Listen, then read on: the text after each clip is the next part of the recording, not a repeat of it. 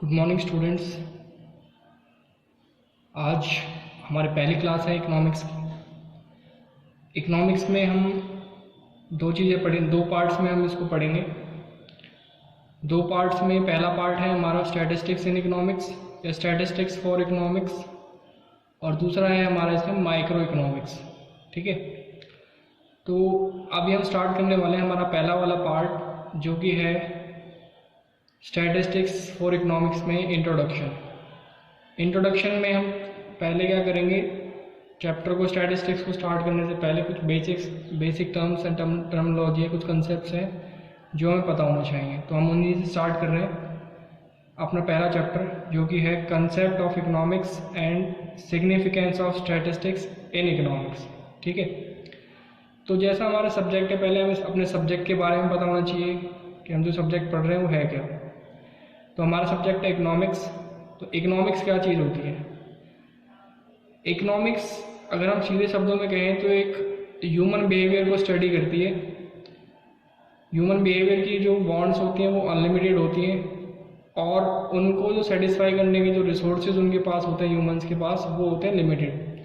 तो क्या ऐसी रिलेशनशिप इकोनॉमिक्स हमें बताती है जो अनलिमिटेड बॉन्ड्स और लिमिटेड रिसोर्सेज के बीच में होती है, ताकि ह्यूमंस अपने बॉन्ड्स को सेटिस्फाई कर पाए। ठीक है, तो अब इसको जरा पढ़ते हैं। हमारे नोट्स में जो मैंने सेंड करे हैं उन नोट्स में हम पढ़ेंगे। Economics is a study of how people and society choose to employ scarce resources. Scarce का मतलब क्या होता है? लिमिटेड या कम मात्रा में जो रिसोर्सेज हमारे पास हैं उनको हम किस तरह से चूज़ करें और उनको चूज़ करके एम्प्लॉय करें कि, और साथ में क्या होता है जो रिसोर्सेज हमारे हैं उनके अल्टरनेटिव यूजेज हैं।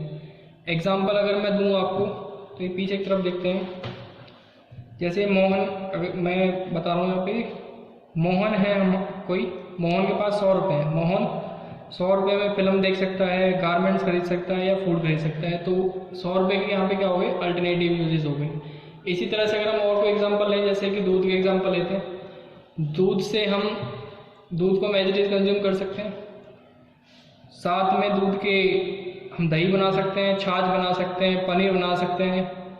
तो कई सारे यूज़ हो गए दूध के। तो यहाँ पे दूध हमारे पास लिमिटेड होगा, उसको हम सादा कंज्यूम करें या दही बना के कंज्यूम करें, छाछ बना के करें, वो डिपेंड करता है कि आपको नीड किस चीज़ की है, सबसे ज़्यादा मोस्ट अर्जेंट में किस चीज़ की नीड है, उसके ऊपर डिपेंड करता है। ठीक है, तो इकोनॉमिक्स क्या है हमारी? Economics is a study of how people and society choose to employ scarce resources having alternative uses in order to produce various commodities. अलग एक जो हमारे पास रिसोर्स है उनका यूज़ करके अलग अलग कमोडिटीज़ को प्रोड्यूस करना। ठीक है, जिससे कि हमारी जो बॉन्ड्स हैं, जो ह्यूमंस की बॉन्ड्स है, वो सेटिस्फाई हो सकें, और जो हमने बनाया है उसको डिस्ट्रीब्यूट करना कंजम्पशन के लिए सोसाइटी के अंदर। ठीक है, ये होती है हमारी इकोनॉमिक्स। और इसके अगर हम डेफिनेशन देखें तो डेफिनेशन रॉबिन्स ने दी है। वैसे तो बहुत सारी डेफिनेशंस हैं इकोनॉमिक्स की। वेल्थ डेफिनेशन है, ग्रोथ डेफिनेशन है, स्कार्सिटी डेफिनेशन है, लेकिन अभी हम सिर्फ एक डेफिनेशन पढ़ रहे हैं यहाँ पे, जो कि मैं बता रहा हूँ आपको क्या है। रॉबिन्स ने कहा कि economics is a science that studies human behaviour as a relationship between ends and scarce means यानी resources which have alternative uses. ठीक है, रॉबिन्स ने कहा है कि इकोनॉमिक ऐसी साइंस है जो स्टडी करती है ह्यूमन बिहेवियर को किसके साथ रिलेशनशिप में, जो कि इसकी रिलेशनशिप होती है हमारे एंड मीन्स यानी रिसोर्सेज के साथ जिनके अल्टरनेटिव यूजेस हैं। ठीक है, इसके बाद हमारा पहला जो वर्ड आता है, कीवर्ड, वो है हमारा कंज्यूमर। ये कंज्यूमर कौन होता है? कंज्यूमर हम साफ भाषा में कहें, सीधी भाषा में, तो एक ऐसा आदमी जो किसी भी वस्तु या सर्विस को कंज्यूम करता है अपनी इच्छाओं की संतुष्टि के लिए। Consumer is one who consume या यूज कर रहा है गुड्स को या सर्विस को for satisfaction of his wants, उसको क्या कहा जाएगा? कंज्यूमर कहा जाएगा। इसके बाद जो नेक्स्ट हमारा की टर्म आएगा वो है कंजम्पशन। कंजम्पशन क्या होता है? कंजम्पशन का मतलब है कि जो हमने गुड्स और सर्विस बनाई हैं, जो इकोनॉमी में गुड्स और सर्विस प्रोड्यूस हुए हैं उसको कंज्यूम करना, वो जो प्रोसेस होता है कंज्यूम करने का, उसी को हम कहते हैं कंजम्पशन। ठीक है, for satisfaction of human wants. Consumption is an economic process of use of various resources और goods for the satisfaction of human wants. दूसरे उसमें अगर हम कहें दूसरी तरफ से, दूसरी उसमें लैंग्वेज में, consumption is the process of using up utility value of goods and services for direct satisfaction of our want. अब इसमें एक नया शब्द आपने देखा कि यूटिलिटी वैल्यू क्या होती है, utility value of a good. तो यूटिलिटी वैल्यू ऑफ गुड होती है कि जो गुड है उसकी हमारी यानी जो भी कंज्यूमर है उसकी जो वांट है उसको जो सेटिस्फाई करने की जो पावर होती है गुड के अंदर, उसको बोलते हैं हम यूटिलिटी। यानी want satisfying power of a good या commodity is called utility value of a good. ठीक है, इसके बाद देखते हैं प्रोड्यूसर। यानी प्रोड्यूसर कौन होता है? प्रोड्यूसर का मतलब है कि ऐसा व्यक्ति या उद्यम जो गुड्स और सर्विस को प्रोड्यूस करता है, जिसका मोटिव होता है किस मोटिव से? मार्केट में बेचने के लिए और इनकम जनरेट करने के लिए। यानी कोई भी व्यक्ति जो अपने पर्सनल यूज़ के लिए बना रहा है वो प्रोड्यूसर नहीं होगा। प्रोड्यूसर उसी को कहेंगे जो गुड्स और सर्विस प्रोड्यूस कर रहा है for the purpose of selling in the market and through this he can generate his income.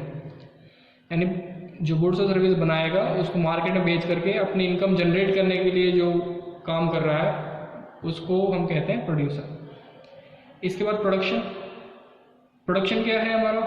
Production generally क्या होता है? हमारा जो कच्चा माल होता है, कच्चे माल को फिनिश प्रोडक्ट में बनाने के में बदलना, कच्चे माल को फिनिश प्रोडक्ट में बदलना, उसी चीज़ को हम कहते हैं प्रोडक्शन। अब जब हम कच्चे माल को फिनिश गुड्स में बदलते हैं तो उसमें एक यूटिलिटी पावर आ जाती है, यानी यूजफुलनेस आ जाती है। अब पहले वो रॉ मटेरियल था हमारे किसी काम का नहीं था, जैसे हम पेट्रोलियम का एग्जांपल लेते हैं, जो कच्चा तेल निकलता है वो किसी भी काम का नहीं होता हमारे, जब तक उसको हम रिफाइन करके पेट्रोल, डीजल, केरोसिन एंड अलग अलग जो थिंग्स निकलती हैं उसके अंदर से उसमें उसको बदल नहीं दें। ठीक है, तो अब जब कच्चा माल था हमारे किसी काम का नहीं था वो कच्चा तेल, जब वो पेट्रोल या डीजल में बन गया तो हम उससे अपनी गाड़ी चला पाए, तो उसमें यूटिलिटी आ गई, यूजफुलनेस आ गई। तो creation of usefulness in a commodity is also called production. ठीक है, यानी creation of utility in product is also called production. एक तो हम सीधे भाषा में अगर कहें तो कच्चे माल को निर्मित माल में, तैयार माल में बदलना, वो प्रोडक्शन होता है। और दूसरा तरह से अगर हम कहें किसी भी माल के अंदर अगर हम यूटिलिटी क्रिएट कर रहे हैं, अगर पहले यूटिलिटी मतलब उसको क्रिएट करने से पहले उसमें कुछ भी नहीं था, वो हमारे किसी काम का नहीं है, अगर हमने उसमें यूजफुलनेस, उस गुड्स में यूजफुलनेस भर दी, डाल दी, क्रिएट कर दी, तो हम उसको कह सकते हैं कि उस टाइप हमारा जो है वो क्या है, प्रोडक्शन का होगा। ठीक है, इसके बाद नेक्स्ट है हमारा सेविंग। सेविंग क्या होता है? सेविंग बेसिकली इनकम का वो वाला पार्ट होता है जो हम कंज्यूम नहीं करते हैं, यानी जो हम खर्च नहीं करते हैं। ठीक है, जो हमने खर्च नहीं किया वो पार्ट हमारे इनकम का सेविंग होता है।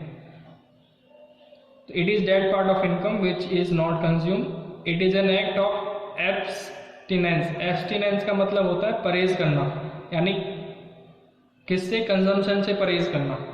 सेविंग क्या होती है? कंजम्पशन ना करना, उस पैसे को खर्च ना करना। ठीक है, तो ऐसा एक्ट जिससे हम अपने पैसे को कंज्यूम ना कर रहे हो वो क्या हो जाता है हमारा, उस एक्ट के थ्रू हम जो बचाएंगे पैसा वो हो जाएगा हमारा सेविंग। इसके बाद होता है इन्वेस्टमेंट। इन्वेस्टमेंट क्या होता है? एक ऐसा एक्सपेंडिचर जो हमें फ्यूचर में इनकम जनरेट करके देगा। जैसे एग्जांपल लेते हैं, मशीनरी खरीद रहा है कोई प्रोड्यूसर, तो मशीनरी खरीद करके वो प्रोड्यूस करेगा goods and services, goods and services produce करके वो इनकम जनरेट करेगा। ठीक है, इसके बाद नेक्स्ट जो टर्म है हमारी वो है एम्प्लॉय। एम्प्लॉय कौन होता है? एम्प्लॉय एक ऐसा बंदा होता है जो मतलब जिसको उसके काम के लिए पेमेंट की जाती है। Who gets paid for a job is called employ. और एम्प्लॉयर कौन है? एम्प्लॉयर कोई भी हो सकता है, एक इंडिविजुअल भी हो सकता है, एक ऑर्गेनाइजेशन हो सकती है, चाहे वो गवर्नमेंट हो, प्राइवेट हो, पब्लिक हो, नॉन प्रॉफिट ऑर्गेनाइजेशन हो या कोई और बिजनेस सेक्टर ऑर्गेनाइजेशन हो, जो किसी भी बंदे को हायर कर रही है और पे कर रही है उनको उनके काम के लिए। ठीक है। An employer is an individual और an organisation in the government, private, public, not for profit और business sector that hires pays people for their work, ठीक है। इसके बाद आता है इकोनॉमिक एक्टिविटी। इकोनॉमिक एक्टिविटी क्या है? इकोनॉमिक एक्टिविटी उन सभी एक्टिविटीज़ को हम कहेंगे जिनके बदले में हमें पैसे मिलेंगे, यानी ऐसे सभी काम जिनको करने से पैसे की अर्निंग होती है, हम पैसे कमा सकते हैं, वो सारे हमारे इकोनॉमिक एक्टिविटी हैं। एग्जाम्पल के तौर पे अगर हम कहें तो जैसे ट्रेडिंग ऑफ गुड्स, माल को खरीद करके और बेच करके हमें पैसा मिलता है, ठीक है। उसके बाद जैसे कोई सर्विस दे रहा है, टीचर स्कूल में सर्विस दे रही है, डॉक्टर हॉस्पिटल में सर्विस दे रहा है, कोई भी लेबर है कंपनी में सर्विस दे रहा है अपनी, तो उनको उसके बदले में वेजेस मिलेंगी, सैलरी मिलेगी, ठीक है। तो ये पैसे मिल रहे हैं उनको, तो ये इकोनॉमिक एक्टिविटीज़ है।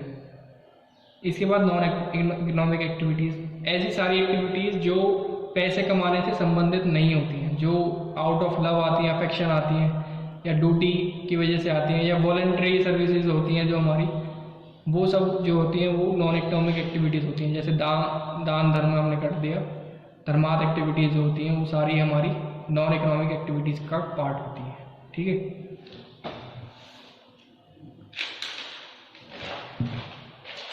इसके बाद नेक्स्ट जो वर्ड आएगा आपके सामने वो आएगा स्कार्सिटी।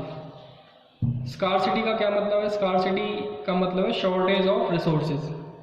छोटे और सिंपल शब्दों में स्कार्सिटी का मतलब होता है कि शॉर्टेज ऑफ रिसोर्सेज, या जो हमारे पास रिसोर्सेज हैं उनकी कमी।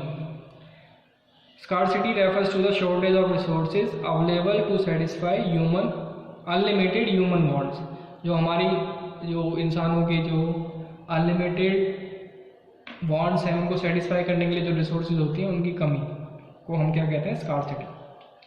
और स्कार्सिटी ही रूट कॉज है इकोनॉमिक प्रॉब्लम का, ठीक है। अब इकोनॉमिक प्रॉब्लम क्या होती है ये पढ़ते हैं हम अभी। इकोनॉमिक प्रॉब्लम बेसिकली होती है प्रॉब्लम ऑफ चॉइस, ठीक है। और हम इसको कह सकते हैं problem of allocation of resources to alternative uses. Problem of choice और problem of allocation of resources to alternative uses. जैसे हमने मिल्क का एग्जांपल लिया, मिल्क का यूज़ हम सीधा भी कंज्यूम कर सकते हैं मिल्क को, उसके हम दही भी बना सकते हैं, पनीर बना सकते हैं, उससे खोआ बना सकते हैं और छाछ भी बना सकते हैं। तो डिपेंड करता है हमारे ऊपर कि हमें किस चीज़ की अर्जेंट में नीड है, हमारे उस मीन्स और रिसोर्स को वहाँ पे हम कैसे यूटिलाइज करेंगे, ठीक है। तो it is the problem of choice और एलोकेशन और the problem of allocation of resources to alternative uses arising on account of the fact that resources are scarce and these have alternative uses. अब एक question हमारे पास सामने आता है कि बताओ कैसे स्कार्सिटी जो है रूट प्रॉब्लम है सभी इकोनॉमिक प्रॉब्लम्स की, या स्कार्सिटी जो है under current of economic problem है, इसको एक्सप्लेन करना है। तो अगर हम देखते हैं स्कार्सिटी अगर हमारे पास है तो ही इकोनॉमिक प्रॉब्लम है, यानी अगर हमारे पास रिसोर्सेज जो है अबंडेंट क्वांटिटीज में, अगर कोई स्कार्सिटी नहीं होगी तो कोई भी इकोनॉमिक प्रॉब्लम भी नहीं होगी, क्योंकि रिसोर्सेज ने अवेलेबल होंगे, हम सभी अपने जो वांट्स होंगे सभी को सेटिस्फाई कर पाएंगे। जितनी क्वांटिटीज में चाहिएगा हम उतनी क्वांटिटी में जो भी कमोडिटी हमें चाहिएगी वो उसको यूज़ कर पाएंगे परचेज करके। लेकिन रियल वर्ल्ड में क्या होता है, हमारे वांट जो है अनलिमिटेड है, लेकिन उनको सेटिस्फाई करने के लिए जो रिसोर्सेज होते हैं हमारे पास वो होते हैं लिमिटेड। तो इसलिए वहाँ पर प्रॉब्लम आती है चॉइस की। प्रॉब्लम ऑफ चॉइस को हम इकोनॉमिक प्रॉब्लम कहते हैं। तो it is very rightly stated that scarcity is the root cause of all economic problems. In the absence of scarcity, no economic problem would have been arising. In other words, if everything was available in abundance, everyone could have it in as much quantities as one wanted. जितनी quantity में चाहिए उसको वो उतनी quantity में खरीद सकता था उस कमोडिटी को। But this is not true as the real life. As in the real life we have unlimited wants, but the means to satisfy them are limited. They are also such that they can be put to a number of uses. अब जो हमारे पास resources हैं वो पहली कम quantities में और साथ ही साथ उनके क्या है अल्टरनेटिव यूजेस हैं, तो इसलिए this makes them more scarce in the economy, और इसी वजह से क्या होता है वो और ज़्यादा कम हमें लगने लगते हैं। As a result a problem of choice crops up between various commodities that can be produce by these resources, और इसी वजह से प्रॉब्लम ऑफ चॉइस आ जाती है प्रोड्यूसर के सामने कि कौन सी कमोडिटी को बनाए इन रिसोर्सेज का यूज़ करके।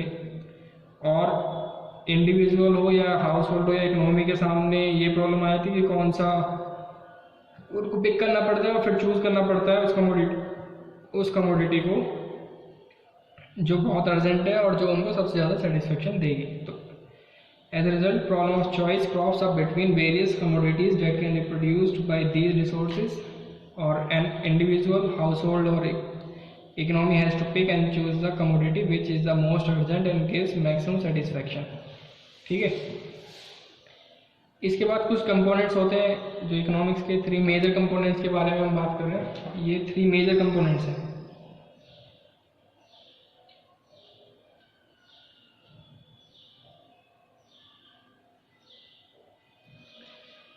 इनमें से हमने 2 डिस्कस कर लिए। पहला कंजम्पशन होता है हमारा, दूसरा जो है प्रोडक्शन होता है, तीसरा होता है डिस्ट्रीब्यूशन।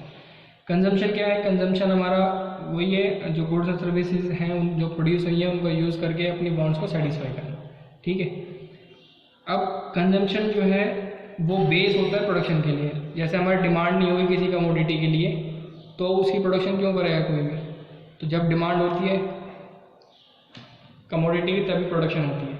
तो consumption is the base for all production activities.